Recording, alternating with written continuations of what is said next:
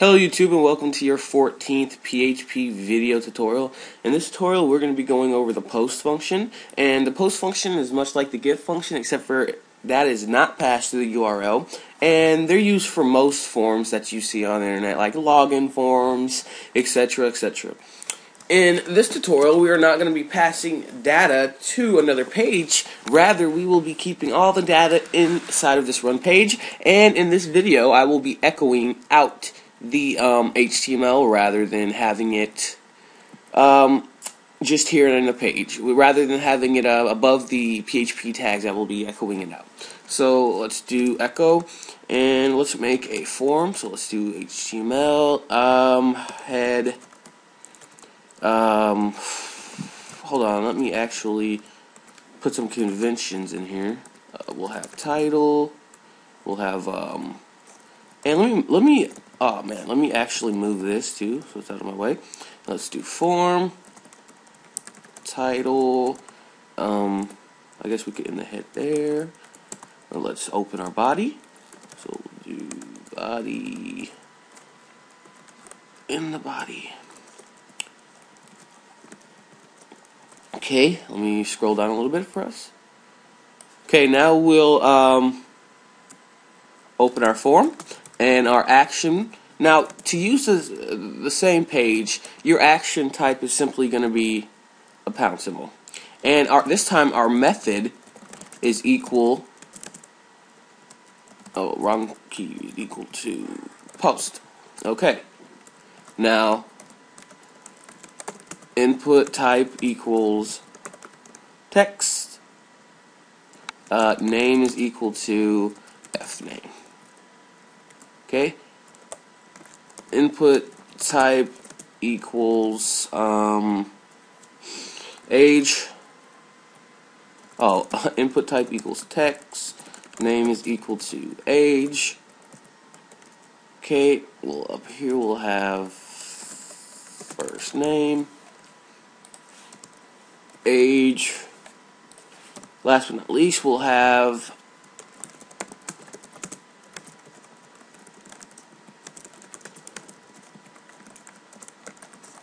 a submit button, and then we need to, in the form,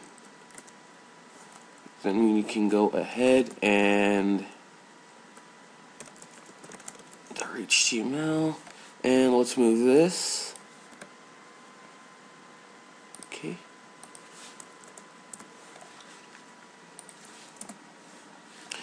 Yeah, I know the conventions aren't that right, but I don't care. Okay, and let's see how this looks. Sorry, I'm on YouTube.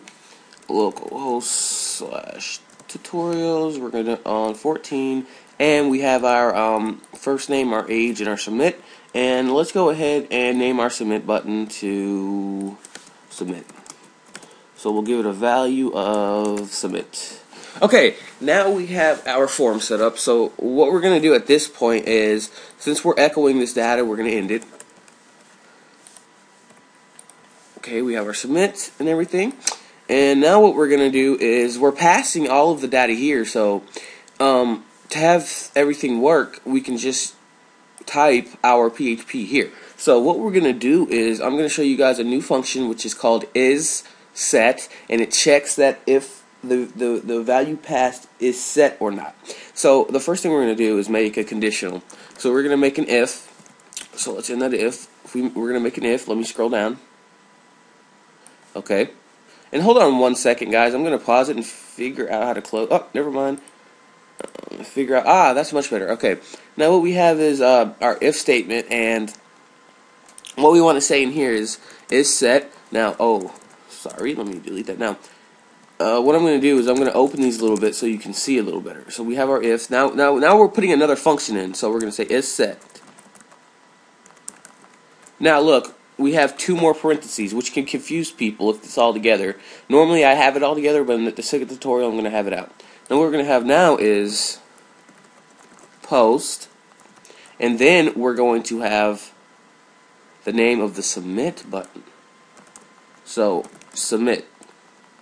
And what this does is it checks to see if the submit button was pressed. And if the submit button is pressed, it will do the code. And what this does is it stops from showing any errors. Like, say, if you were to just normally start doing some information and saying, use the F name or the age, well, you'll come up with an error saying F name is not set or age is not set, because when you default reload a page, it's not set, is it?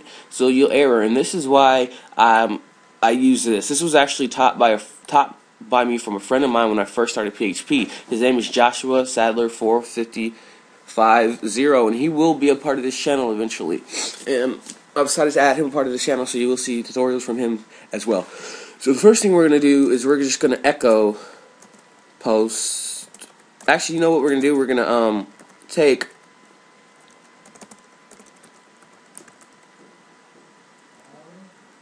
post F name and set it equal to name, and set post age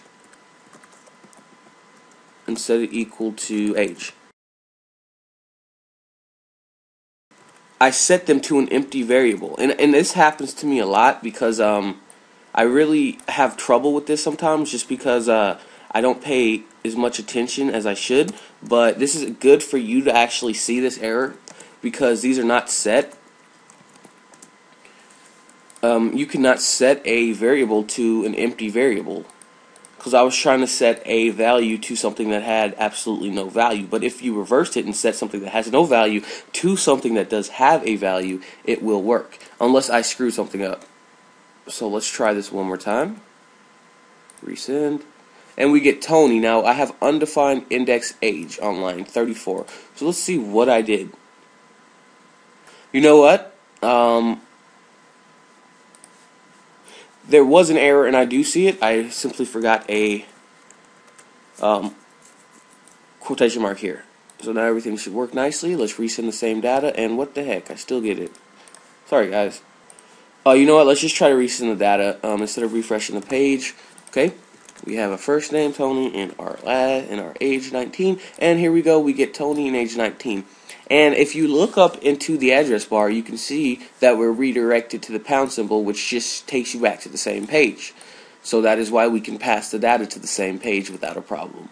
So this has been DontRTFM with your 14th, I believe. Yes, your 14th video tutorial. Please comment, please subscribe, and please thumbs up. You know, it helps me more than you know. Thank you guys, and I'll see you next time. Bye.